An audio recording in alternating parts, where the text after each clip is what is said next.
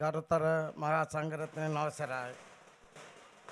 இந்த இஸ்லாமிய கிறிஸ்தவ மத பெரியோர்களே, அதிமேதகு ஜனாதிபதி ரணில் விக்ரமசிங்க அவர்களே மற்றும் அவருடைய வெற்றிக்காக இங்கு முழக்கமிட வந்திருக்கின்ற அனைத்து கௌரவ அமைச்சர்களே, இராஜாங்க அமைச்சர்களே, அதேபோல் எனது நண்பரும் வன்னி மாவட்ட பாராளுமன்ற உறுப்பினரும் மாவட்ட ஒருங்கிணைப்பு வவுனியா மாவட்ட ஒருங்கிணைப்பு தலைவருமான கௌரவ திலீபன் அவர்களே, அதேபோல் இங்கு இருக்கின்ற ஏனைய அனைத்து அரசியல் கட்சிகளின் பிரதிநிதிகளே, அதேபோல் மேடையை அலங்கரித்து கொண்டிருக்கின்ற அனைத்து பிரமுகர்களே மற்றும் எனது அன்பிற்கும் மதிப்பிற்கும் கூறிய உறவுகளான பெரியோர்களே, தாய்மார்களே, சகோதர சகோதரிகளே, உண்மையிலே நாங்கள் இன்று இங்கு கூடியிருக்கின்றோம். இறைவண்ட உதவியுடன் நாம் அன்று பொருளாதார தாக்கம், அன்று இருந்த ஜனாதிபதி பதவி துறந்து, அமைச்சரவை பதவி துறந்து, பொருளாதாரம் மிகவும் விழுந்திருக்கிற அந்த சந்தர்ப்பத்தில் எமது நாட்டை பாதுகாத்து தன்னால் இந்த நாட்டு மக்களை பாதுகாக்க முடியும், இந்த நாட்டு மக்களுடைய பொருளாதாரத்தை கட்டி எழுப்பி இந்த நாட்டு மக்களை சிறந்த ஒரு ஒரு பொருளாதாரத்தை பேணக்கூடியவர்களாகவும் சிறந்த வருமானம் பெறக்கூடியவர்களாகவும் மாற்ற இயலும் என்று வந்த ஒரு நாயகன் தான் இன்று எம்மிடம் வந்திருக்கின்றார். எதற்காக இன்று வந்திருக்கின்றார்? எதற்காக? வருகின்ற முறை இதே மாதிரி நாடு முன்னேறி கொண்டு மக்களுடைய பொருளாதாரம் மேம்பட வேணுமா, அல்லது நாங்கள் பழைய நிலைமைக்கு செல்ல வேணுமா என்பதை தீர்மானிப்பதற்காக இன்று அவர் இந்த கிட்டத்தட்ட இந்த 2.5-3 வருடங்கள் அவர் செய்த சேவையை, அவர் செய்த அந்த வேலை திட்டங்களை இன்று அதற்கு பிரதி உபகாரமாக நீங்கள் என்ன செய்ய இருக்கின்றீர்கள் என்பதனை பார்ப்பதற்காகவும் அதற்கான கோரிக்கையை வைப்பதற்காகவும் தான் இன்று அவர் உங்களிடம் வந்திருக்கின்றார். அப்போ அந்த அடிப்படையில் இங்கே முதல் கூறியது போல் எங்களுக்கு ஆரம்பத்தில் சொன்னாங்க அந்த இந்த விளையாட்டு கிரவுண்ட், இந்த கிரவுண்டே எடுக்கிறீங்க, இதில் எப்படி சனத்தை எடுக்க போகிறீங்க, அதுவும் போக நேரம் அந்த காலையில் 9:30ங்கிறது உண்மையிலேயே அது ஒரு பொருத்தமில்லாத ஒரு நேரம். இந்த வெயிலுக்கும்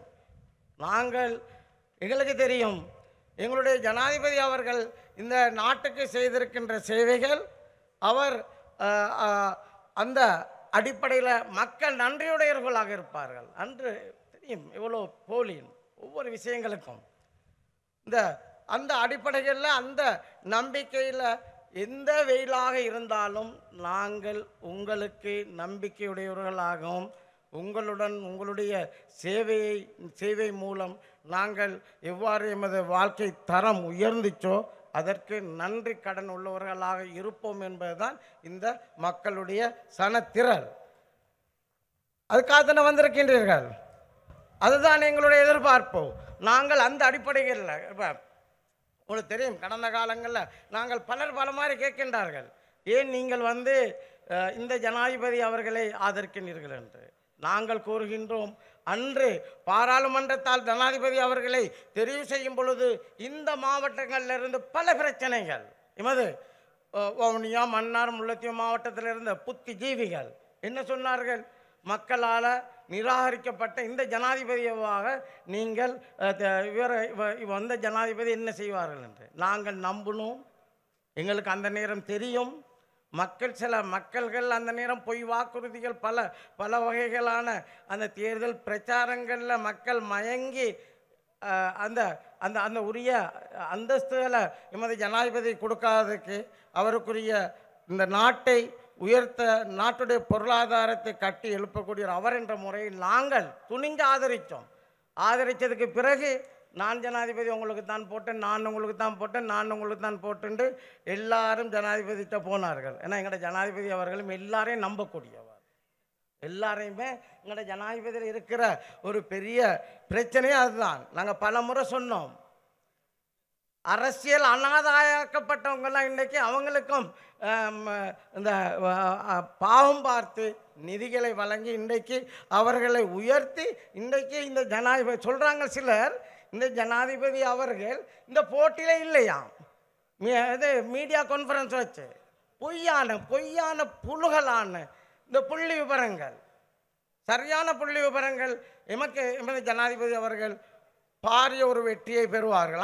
அது அநேகமாக இங்கே இருக்கின்ற உங்களுக்கு தெரியும் எவ்வாறு என்னென்னலாம் சொல்லலாம். சொன்னாலும் எமது ஜனாதிபதி அவர்கள் நான் சொல்கிற மாதிரி அவர்கள் இந்த ஏன் நாங்கள் குறிப்பாக உங்களுக்கு இன்னும் மேலும் மேலும் விளக்கப்படுத்துகிறேன், நாங்கள் குறிப்பாக ஏன் இந்த ஜனாதிபதி அவர்களுடன் அவரை மீண்டும் இந்த நிலைக்கு கொண்டு நாங்கள் அவரை வெற்றி பெற வைக்க, இந்த கேஸ் சிலிண்டர் சின்னத்துக்கு வாக்களித்து வெற்றி பெற வைக்க வேண்டும் என்றால், நாங்கள் உண்மையிலே அந்த போராட்ட காலங்களில் எரிவாயு வரிசை, எரிபொருள் வரிசை, மின்சார தட்டுப்பாடு, அத்தியாவசிய மருந்துகளுக்கு தட்டுப்பாடு, பாரிய கடன் சுமை, பொருளாதார வீழ்ச்சி,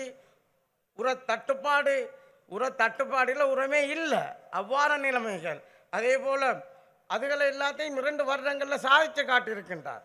அதே போல் சர்வதேசமே ஏற்றுக்கொள்ளக்கூடிய இந்த உலகத்தில் இருக்கக்கூடிய ஒரு ராஜதந்திரி, அதே போல் ஒரு முதிர்ச்சி பெற்ற ஒரு அரசியல் தலைவர், அதே போல் அனைத்து மக்களுடைய முஸ்லீம், தமிழ், அதே போல் சிங்கள மக்களின் நம்பிக்கைக்குரிய தலைவர், மக்கள் வரிசையும் வழிகளையும் நன்கு உணர்ந்தவர், அதே போல் சரியான தருணத்தில் நாட்டுடைய ஜனநாயகத்தை பாதுகாப்பதற்கு முன்வந்து ஜனநாயகத்தை பாதுகாத்ததால தான் இன்றைக்கு இந்த தேர்தலுக்கு நாங்கள் இந்த கூட்டம், இந்த தேர்தலுக்கு ஒவ்வொருவரும் ஒவ்வொரு விதமாக கலைக்கின்றார்கள். ஒவ்வொருவரும் அதற்கு காரணம் இந்த ஜனநாயகத்தை பாதுகாத்தது தான். அதே போல் ஏனைய ஜனாதிபதிகளோடு நாங்கள் ஒப்படையில் எந்த சவாலையும் எந்த சந்தர்ப்பத்திலையும் எதிர்நோக்கி அதை முன்னோக்கி செல்லக்கூடிய ஒரு ஜனாதிபதி. அதே போல் அவர் சம்பிரதாய குறிப்பாக சொல்கிற அரசியலுக்கு அப்பால் யதார்த்த அரசியல்வாதி என்பதை நாங்கள் இங்கே கூறிக்கொள்ள விரும்புகிறோம். அதே போல் இதை எல்லாத்தையும் நாங்கள் கூறினாலும் ஜனாதிபதி அவர்களை மீண்டும் ஒருமுறை இந்த மாதம் 21ஆம் தேதி நாங்கள் ஜனாதிபதி ஆக்குவதற்கு அவருக்கு வாக்களிக்க வேண்டும். இதில் குறிப்பாக எமது மாவட்டங்களில் உள்ளது, குறிப்பாக வவுனியா, மன்னார், முல்லைத்தீவு மாவட்டங்களில் உள்ள எமது உறவுகள் எப்போவுமே வாக்களிக்கிற வீதம் குறைவு. இந்த முறை நாங்கள் அதை இல்லாமல் வாக்களிக்கிற வீதத்தை கூட்டணும். நீங்கள் செய்ய வேண்டியது உங்களுடைய அயலவர்கள், உங்களுடைய உறவுகள், உங்களுடைய நண்பர்கள், அதே போல் கிராமமாக சென்று உங்களுக்கு எங்கெங்கெல்லாம் உறவுகள் இருக்கின்றார்களோ, நண்பர்கள் இருக்கின்றார்களோ அவர்களுக்கு சொல்லணும், நாட்டு நன்மை, எதிர்கால சமூகத்தின் நன்மை, எதிர்கால பிள்ளைகளுடைய நன்மையை கருதி அதாவது கேஸ் சிலிண்டர் சின்னத்துக்கு வாக்களித்து எமது ஜனாதிபதி ரணில் விக்ரமசிங்க அவர்களை மீண்டும் ஜனாதிபதியாக்கி நாங்கள் ஆக்க வேண்டும் என்று நீங்கள் கூறுங்கள். இன்று சில இடங்களில் அது ஒரு குழப்பமான நிலைமைகள், அதை மாற்றுறதுக்கு நீங்கள் தான் கிராமங்கள் அந்த வேலைகளை நாங்கள் செய்து கொண்டிருக்கின்றோம். இறைவன் உதவியோட முழுக்க உங்களை நம்பித்தான், உங்களுடைய ஆதரவு இங்கே இருக்கின்ற நீங்கள் தான் எங்களோட பலம். அந்த பலத்தை நம்பி தான் நாங்கள் ஜனாதிபதிக்கு சொல்கின்றோம். இன்ஷா அல்லாஹ் இந்த முறை நாங்கள் வன்னி மாவட்டத்தை கட்டாயம் ஜனாதிபதி அவர்களுக்கு வெற்றி பெற்று கொடுப்போம் என்பதை நாங்கள் சொல்கின்றோம். யாரை நம்பி? உங்களை நம்பி.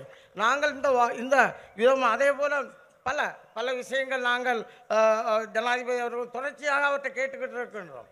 கடந்த யுத்தத்துக்கு பிறகு சரியான திட்டமிட்ட அடிப்படைகளில் மீள்குடியேற்றம் புனர்வாழ்வு அளிக்கப்படவில்லை. அதே போல் இங்கு கூறியது போல் இந்த ஜனாதிபதி அவர்கள் வந்ததுக்கு பிறகுதான் பெருந்தொகையான வன இலாக்கா காணிகள் விடுவிக்கப்பட்டதோடு அந்த இன்னும் பல காணிகள் விடுவிக்கக்கூடிய ஏற்பாடுகளை செய்து கொண்டிருக்கின்றோம். இதற்கு முதல் நான் 2 ஜனாதிபதி அவர்களுடன் இருந்திருக்கின்றேன். ஆனால் தொடர்ச்சியாக பேசினதுக்கு எங்களுடைய மக்களுடைய பிரச்சனைகளுக்கு தீர்வு வரவில்லை.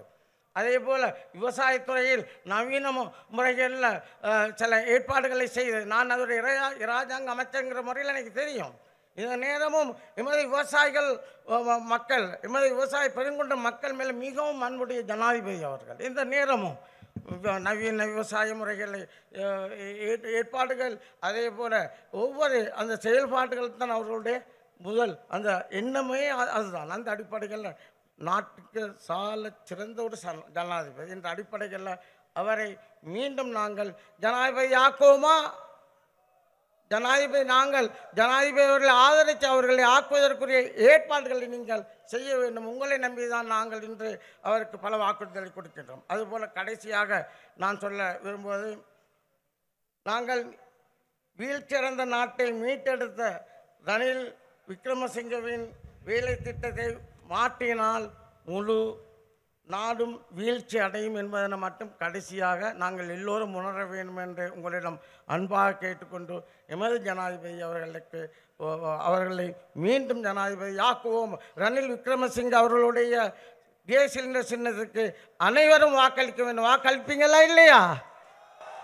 வாக்களிக்க வேண்டும் என்று கேட்டுக்கொள்வதோடு அதே போல் சாமானிய මෙතන අපිට මෙච්චර වෙලාවකින් මෙතන අනිත් ඇමතිතුමාලා කියපු විදියට අපිට ඉතින් අපේ ගාවේ විලේ ඉන්න අපේ ගරු ජනාධිපති රනිල් වික්‍රමසිංහ මැතිතුමා එයාව මේ සැරත් ඔයගොල්ලෝට දන්නවා කොච්චර පොලිමක හිටියද, කොච්චර දුක් විඳාද, කොච්චර අමාරු වුණාද කියලා ඔයගොල්ලෝට දන්නවා. ඒ වගේ තත්ත්වයට අපි ආපහු එන්නේ නැතුව රට බේරෙන්න නායකයා පෙන්නලා තියෙනවා. අවුරුදු 2.5-3කින් විතර මේමයි රට ගෙනියන්න ඕනේ, මේමයි පාලන කරන්න ඕනේ කියලා රට පෙන්නලා අපේ නායක ගරු ජනාධිපති රනිල් වික්‍රමසිංහ මැතිතුමාව දිනවන්න එයාගේ සිලින්ඩර් වලට ඡන්ද දාලා එයාව ලොකු ඡන්ද ප්‍රමාණයෙන් වලින් අපි දිනවන්න ඕනේ කියලා එල්ලෙන් කරලා මගේ කතාව අවසන් කරනවා. Thank you.